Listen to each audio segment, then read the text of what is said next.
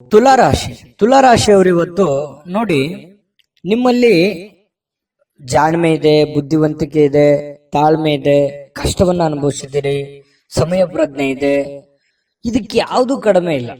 ತುಲಾರಾಶಿಯವರು ಒಂದು ಅನುಭವದ ಭಂಡಾರ, ಒಂದು ಜ್ಞಾನದ ಭಂಡಾರ ಸಾಕಷ್ಟು. ಯಾಕಂದ್ರೆ ಜೀವನನೇ ಬುದ್ಧಿ ಕಲಿಸ್ಬಿಟ್ಟಿರ್ತದೆ. ಯಾಕಂತಂದ್ರೆ ಕಷ್ಟ ಅನ್ನೋದು ಅಥವಾ ಅನುಭವ ಅನ್ನುವಂಥದ್ದು, ಆ ಕಷ್ಟದಿಂದ ಅನುಭವ ಬರುತ್ತೆ.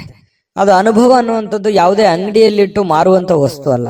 ಸ್ವಯಂ ಆಗಿ ಅನುಭವಿಸಿದಾಗ ಅದ್ರ ಫೀಲಿಂಗ್ ಇರುತ್ತಲ್ಲ, ಅದೇ ಒಂದು ಜ್ಞಾನ.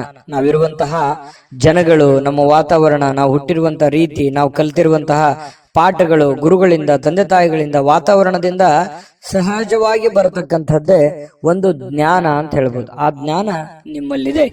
ಯಾವುದೋ ಒಂದು ಪೂಜಾ ಕೈಂಕರ್ಯಗಳು ಮನೆಯಲ್ಲಿ ನಡೆಯುವಂತ ಸಾಧ್ಯತೆ ಇದೆ. ಜೊತೆಗೆ ಇನ್ನು ಇವತ್ತಿನ ದಿನ ಹಳೆಯ ಸಂಪರ್ಕಗಳು, ಸಂಬಂಧಗಳು ಪುನಶ್ಚೇತನಗೊಳ್ಳತಕ್ಕಂತಹ ಒಂದು ಒಳ್ಳೆಯ ದಿನ ಆಗಿರ್ತಕ್ಕಂಥದ್ದು. ಇವತ್ತು ಯಾರೋ ನಿಮ್ಮ ಹತ್ರ ಜಗಳ ಕಾಯ್ದಿರ್ತಾರೆ ಅಥವಾ ಮಾತು ಬಿಟ್ಟಿರ್ತಾರೆ, ಅವರು ಮತ್ತೆ ಮಾತಾಡುವಂತಹ ಸಂದರ್ಭಗಳು ಕೆಲವೊಂದು ಜನರಿಗೆ ಕಂಡು ಬರುತ್ತೆ. ಜೊತೆಗೆ ವಿಶೇಷವಾಗಿ ಪ್ರೇಮಿಗಳಲ್ಲಿ ಒಂದಿಷ್ಟು ಮನಸ್ತಾಪಗಳು ಇರುತ್ತೆ. ಯಾಕಂತಂದ್ರೆ ಕೆಲವೊಂದು ಮಿಸ್ಅಂಡರ್ಸ್ಟ್ಯಾಂಡಿಂಗ್ ನಿಂದ ಮನಸ್ತಾಪಗಳು ಇರುತ್ತೆ. ಸ್ವಲ್ಪ ದಿನ ಸ್ವಲ್ಪ ಶಾಂತವಾಗಿ ಇರ್ಬೇಕಾಗತ್ತೆ, ಇಲ್ಲ ಒಬ್ಬರಾದ್ರೂ ಕಾಂಪ್ರಮೈಸ್ ಆಗ್ಲೇಬೇಕಾಗತ್ತೆ. ಅದು ಪತಿ ಪತ್ನಿಯರಾದ್ರೂ ಅಷ್ಟೇನೆ. ಸ್ವಲ್ಪ ತಾಳ್ಮೆ ಇತ್ತು ಅಂತಂದ್ರೆ ಇಬ್ಬರಲ್ಲಿ ಚೆನ್ನಾಗಿ ಹೊಂದಾಣಿಕೆ ಅನ್ನುವಂಥದ್ದು ಕಂಡು ಬರುತ್ತೆ. ಚೆನ್ನಾಗಿದೆ. ಪತಿ ಪತ್ನಿಯರು ಇವತ್ತು ದಾಂಪತ್ಯ ಜೀವನ ಕೂಡ ತುಂಬಾ ಚೆನ್ನಾಗಿದೆ, ವರ್ಣರಂಜಿತವಾಗಿರುತ್ತೆ ಅನ್ನುವಂಥದ್ದು ಕೂಡ ಗಮನಿಸಬೇಕಾಗಿರ್ತಕ್ಕಂಥ ವಿಚಾರ. ಇನ್ನು ನೀವು ಕೆಲವೊಂದು ವಸ್ತುಗಳ ಬಗ್ಗೆ ಅಸಡ್ಡೆಯನ್ನ ಮಾಡ್ಲಿಕ್ಕೆ ಹೋಗ್ಬಾರ್ದು. ನಷ್ಟ ಆಗ್ಬೋದು, ಕಳ್ಳತನ ಆಗ್ಬೋದು, ಕಳೆದು ಹೋಗ್ಬೋದು.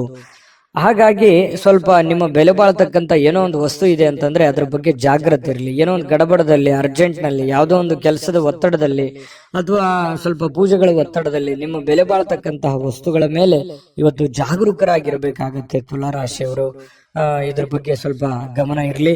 ಸ್ವಲ್ಪ ಕೋಪ ಏನಾದ್ರೂ ಇದ್ರೆ ಸ್ವಲ್ಪ ಅದನ್ನ ಕಡಿಮೆ ಮಾಡ್ಕೊಳ್ಳಿ. ಒಳ್ಳೆ ಫಲ ಸಿಗುತ್ತೆ, ಅದ್ಭುತವಾದಂತ ರಿಸಲ್ಟ್ ನಿಮಗೆ ಸಿಗುತ್ತೆ ಅನ್ನುವಂತ ಮಾತನ್ನ ಹೇಳ್ತಾ